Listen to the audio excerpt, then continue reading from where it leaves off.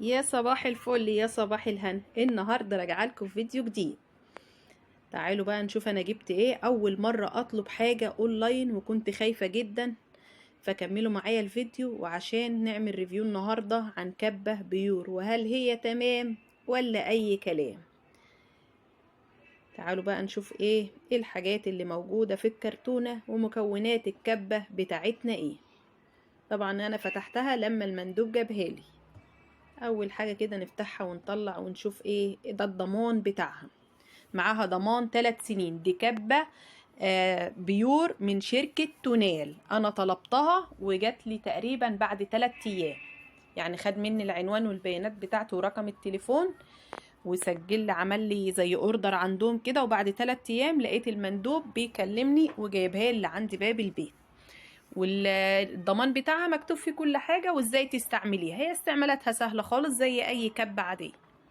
تعالوا بقى ايه نشوف المكونات اللي فيها ونشوف الكبة دي طلعت تمام ولا اي كلام. بسم الله الرحمن الرحيم. نطلع كده مع بعض. ده الشفشق بتاعها، الشفشق كبير ما شاء الله، والسعة بتاعته 2 لتر وهو ضد الكسر وينفع تحطيه في غسالة الأطباق. ودي كمان بتاعت لو عايزة تعملي فيها كريم شانتيه. ودي بتقشر التوم وبتنضف الممبار، ولو عندك بصل بتقشر البصل، لو بصل صغير ما يكونش كبير قوي، لو بصل صغير بتقشر البصل وبتقشر التوم. ومعاها طبعا ده السلاح بتاع الفرم، هو بيبقى 3 فوق بعض كده، ومدخلين السلاح في قلب جراب كده عشان ما يعورش اي حد، عشان طبعا عارفين ان السلاح بيبقى ايه حامي جدا. وده الموتور بتاعها بيشتغل بالضغط، وهنجربها برضو مع بعض ونشوف هي تمام ولا اي ايه كلام. بس حطي لايك وفعلي زر الجرس عشان يوصلك كل جديد. انا هجربها في اصعب حاجة طبعا واللي كلنا بنخاف منها، هي اللحمة. يعني انت بتبقى عندك لحمة وعايزة تفرميها وخايفة لا تبوظ لك الكبة او ما عندكيش المفرمة بتاعة اللحمة. لا انا هجربها فيها ونشوف بتفرم كويس ولا لا. والشفشق بتاعها ده ضد الكسر وحجمه كبير، يعني ياخد معاكي كمية كبيرة ما شاء الله. فانا طلعت شوية لحمة، كان عندي لحمة في الفريزر طلعت كده اخدت منهم شوية وهفرمهم. وقبل طبعا ما لو انت لسه جايبة اللحمة فريش لازم تحطيها في التلاجة شوية. فانا احط اللحمه كده ايه ونضربها كده ونشوف نفرمها ونشوف هتفرمها كويس ولا لا. والموتور بتاعها زي ما قلت لك بيشتغل بالضغط، وما تفضليش دايسه عليه على طول، يعني تشغلي شويه وتفصلي تشغلي شويه وتفصلي. وخلي بالك من تركيب الموتور، في حاجات كده اساسيه لازم تعمليها. يعني عندك هنا حته داخله لجوه كده لازم تبقى ايه الموتور راكب على الكبه على طول عشان ما تبوظهاش. تعالي بقى نجرب كده ونفرم ونشوف هتفرم كويس معانا ولا ايه.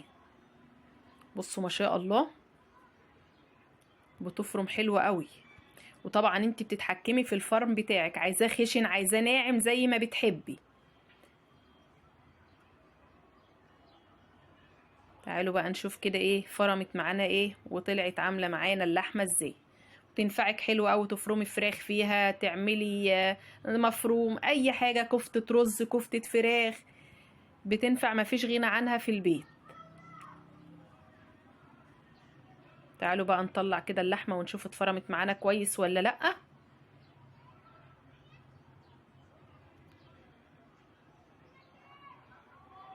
ممكن ما تستعمليش ال3 اسلحه، لو انت هتعملي حاجه قليله ممكن تستعملي سلاح او 2.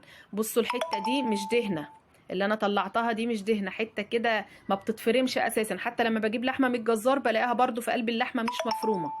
بس هي الصراحه بصوا اللحمه طالعه ناعمه معايا ومفرومه حلوه قوي وجميله ما شاء الله.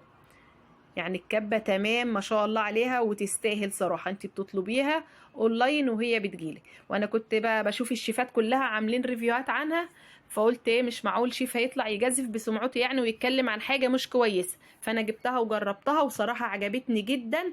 ومش اول مرة على فكرة افرم فيها لحمة، انا فرمت فيها قبل كده بس حبيت اجربها معاكم واعرفكم التجربة واعرفكم هي تستاهل ولا لا. وهي حلوة جدا ما شاء الله. وانا كنت جايباها كان عليها عرض، فانت حسب بقى ما هتطلبيها وتشوفي عليها عرض ولا لا. وبتجيلك لعندي باب البيت، وناس محترمين، وفي طريقتهم في التعامل ناس كويسة جدا، وناس محترمة جدا، وفي طريقة الرد عليكي برضو كويسين ما شاء الله عليهم، يعني ناس محترمة. وده كان الفيديو بتاعي معاكم النهاردة. لو عجبك الريفيو عن الكبة ما تنسيش تعملي لي لايك وتفعلي زر الجرس عشان يوصلك كل جديد. انا جربتها معاكم في اصعب حاجة، جربي انت بقى في التوم وفي الكريم شانتيه الحاجات السهلة، لكن دي اصعب حاجة جربتها معاك. واشوفكم في فيديو تاني ان شاء الله. مع السلامة.